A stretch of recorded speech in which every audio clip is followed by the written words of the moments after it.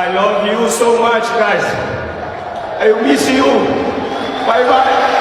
ይህንን ስሜት የእግር ኳስ ቤተሰብ ካልሆንክ ልትረዳው አትችልም።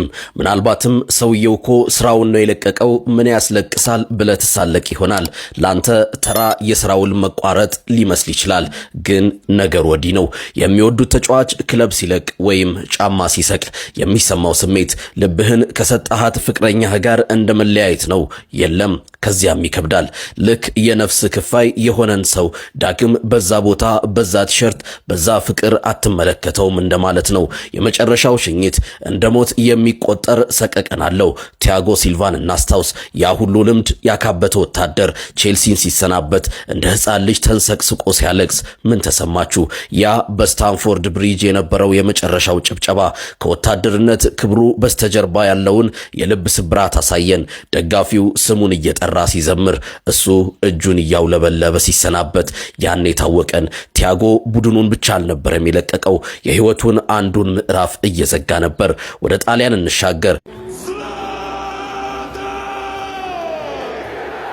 ሳንሲሮ ዝላታን ኢብራሂሞቪች አንበሶች አያለቅሱም ይል ነበር።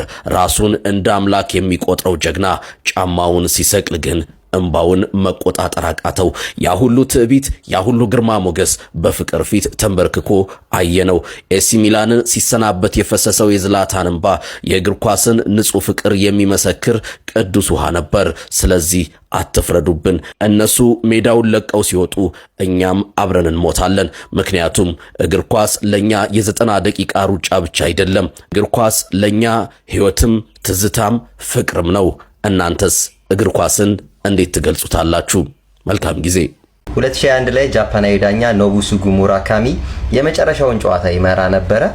ከዛ ጨዋታ መጠናቀቅ በኋላ ከዳኝነት ዓለም ሪታየር ሊያደርግ ማለት ነውና በጃፓን እጅግ በጣም ተወዳጅ ከሆኑ ዳኞች መካከል አንደኛው ሙራካሚ ነበረና የመጨረሻውን ጨዋታ መርቶ ካጠናቀቀ በኋላ ቶሞካይ ማኪኖ የተባለው ተጫዋች ያደረገው ነገር በወቅቱ መነጋገሪያ ነበር። ዳኛው ከሜዳ እየወጣ በነበረበት ሰዓት ለዳኛው ክብር በመስጠት ቆሞ እያጨበጨቡ ነበር የሚገኙ ተጫዋቾች።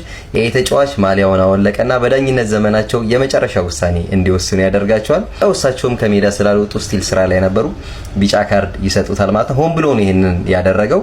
ማሊያውን ሲያወልቅ ከታች ቲሸርቱ ላይ የተጻፈው ጽሁፍ ምንድነው የሚለው? አንደኛ ሙራካሚን እጅግ አድርገን እናመሰግናለን ነው የሚለው። ከዛ በተጨማሪ ደግሞ እሱ በሚዳኝ ሰዓት ፊቱ ላይ የምናየው ፈገግታ እኛም ጥሩ እንድንጫወት የሚያበረታታ የሚጋብዝ ነበረ የሚል ነገር ነው ቲሸርቱ ላይ ተጽፏል የተባለው። ኤኒዌይስ ያው ለየት ያለ አጋጣሚ ነበረ። ቶሞካይ ማኪኖ የኖቡሱጉ ሙራካሚ የመጨረሻ ውሳኔ የተወሰነበት ተጫዋች ሆኗል ማለት ነው። አቤት ምን አይነት የአፍሪካ ዋንጫ ጨዋታ ነበር የተመለከትነው ጋይስ። የሚገርም ፉክክር የታየበት ጨዋታ ነበረ። በሌላ የግሩፕ ኤፍ የመጀመሪያ ዙር የአፍሪካ ዋንጫ ጨዋታ የነ ብራም ቤሞ ካሜሩን የነ ፔሬሜሪኮ በሚያንጓን ጋቡን ገጥማ ነበረ። ታዲያ ጨዋታውንም እንግዲህ በኢታዮንግ ጎል አማካይነት እንግዲህ 1-0 በሆነ ጠባብ ውጤት ማሸነፍ ችላ ነበረ። በሁለቱም ቡድኖች በኩል ተመጣጣኝ የሚባል እንቅስቃሴ ነበር የተመለከትነው። ፈርስት ሃፍ ካሜሩን የተሻለች ነበረች። ሰከንድ ሃፍ ደግሞ ጋቦኖች ከቀያሪዎቿ ጋር በጣም የተሻለች ብሔራዊ ቡድን ነበረች። ሜዳ ላይ ለተለያዩ የማጥቃት እንቅስቃሴዎችን ለማድረግና ወደ ጨዋታው ለመመለስ ሞክራ ነበረ። ነገር ግን ሳይሳካላት እንግዲህ 1-0 ለመሸነፍ ተገዳለች። ግን የመጨረሻ ደቂቃዎች በተለይ ለካሜሩን በጣም አስጨናቂ ነበሩ ማለት ይቻላል። ካሜሩኖችም እንግዲህ ጣፋጭ 3 ነጥብ በማግኘት የመጀመሪያ ዙር የግሩፕ ኤፍ ጨዋታቸውን በድል ጀምረዋል ማለት ነው። ለመጀመሪያው ለኢታዮንግ ጎል መቆጠርም እንግዲህ ብራም ቤሞ አሲስት ማድረግ ችሎ ነበረ። ለማንኛውም ስለዚህ ጨዋታ እናንተ ምን ትላላችሁ? ሀሳባችሁን ኮሜንት ሴክሽን ላይ አካፍኝ። የፕላስ ምልክቱን በመጫን ፈጣን አዳዲስ የሆኑ ኳስ መረጃዎችን ማግኘት ትችላላችሁ። በአፍሪካ ዋንጫው ኳስ አንመልስም ብለው የደበቁት ደጋፊዎች በርካቶችን ፈገጋስ ብለዋል። እንደምትመለከቱት የቤኒን ደጋፊዎች ሹት ተመቶ ወደ እነሱ ጋር የመጣውን ኳስ በመደበቅ አላየንም አልሰማንም ለማለት ሞክረዋል። ይህም በካሜራ እይታ ውስጥ ገብቷል። አፍሪካ ዋንጫው ከፉክክሩ ባሻገር አዝናኝ ነገሮችን እያስመለከተ ይገኛል። ሌላኛዋ ለዋንጫ እጅግ ተጠባቂ የሆነችው ሀገር በአፍሪካ ዋንጫው ላይ ጀምአው አልጄሪያ ነች። እንግዲህ የአልጄሪያ ብሔራዊ ቡድን ሱዳንን 3-0 በሆነ ውጤት አሸንፏል። ጀማው ሪያድ ማህሪዝ ደግሞ የጫወታው ማን ኦፍ ዘ ማች ተብሎ ወጥቷል። ከምንም በላይ ግን ላወራላችሁ የምፈልገው እቺ በጦርነት የምትታመሰው ሀገር ሱዳን ማለት ነው። ጀማው ሱዳን በአፍሪካ ዋንጫው ላይ ተሳታፊ ነች። ጀማው ጦርነት ነው። 2 ቦታ ተከፍሏሉ። ጀሞ ያሉበትን ሲቹዌሽን ታውቁታላችሁ።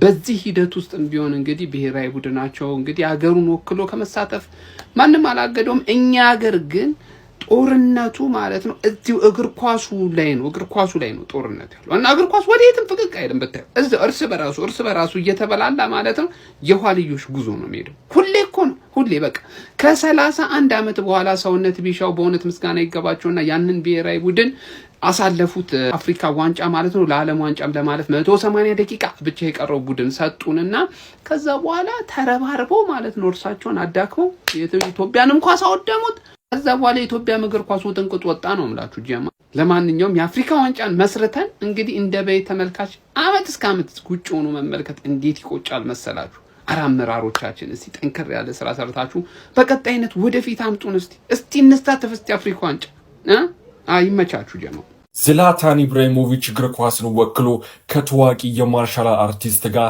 ሊፋለም ነበር። ሀቢብ በዩኤፍሲ ላይ 29 ጨዋታዎችን አድርጎ አንድም ጨዋታ ሳይሸነፍ ነበር ሪታይር ያደረገው። ከዝላታን ኢብራሂሞቪች ጋር በእጃችን እንጣጣል ተባብለው ከተያዙ በኋላ ሀቢብ ምን እየሰማ ነው ሲለው ዝላታን ኢብራሂሞቪች ተነቃቀቻለሁ ካለው በኋላ ሁለቱም ተሳስቀው ፊልሙን ሲያረጉ ነበር የቀሩት። ይሄ ድርጊታቸው ብዙዎችን አሳዝኗል። እሺ ስለ አንቷን ሰሜኞ ጉዳይ መረጃ ወጥቷል። ሊቨርፑል እፈልገዋለሁ፣ ማን ዩናይትድ እፈልገዋለሁ፣ ቼልሲ እፈልገዋለሁ፣ ማን ሲቲ እፈልገዋለሁ። ግን ልጁ ማን ሲቲን እንደሚመርጥ በግልጽ ተናገረ ማለት ነው። ያው ማን ሲቲዎች ካስፈረማችሁት ይመቻችሁ፣ ዌስት እንዳያረጉት። ያው ፔፕ ታውቃላችሁ አንኒኮ መጥፋት ይመቻል፣ ግን ይሄ ታኒኮ የሚተፋ አይነት ተጫዋች አይደለም። ዊንገር የላችሁም። ዶኩ ሳቪኞ ኬስ ታራምዱታላችሁ። ዴድሊ አታክ ዲፌንስ ነው፣ ራይት ባክ ነው የሚያስፈልግሽ፣ ግን ኢምፕሩቭመንት ነው። ይመችሽ ማለት ነው።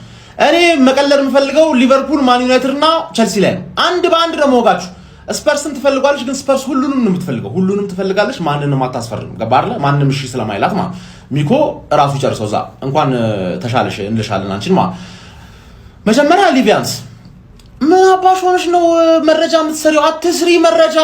አትስሪ መረጃ ብር የለሽም። ገባሽ አይደል? ለሚቀጥለው 5 ዓመት 500 ሚሊዮን ያወጡልሽ በእርግጠኝነት ነው የምነግራችሁ። ክለባችሁ እንደማታውቁ አሁን ትላልቆቹ የሊቪ ደጋፊዎች ያውቃሉ፣ ከኔ ያውቃሉ።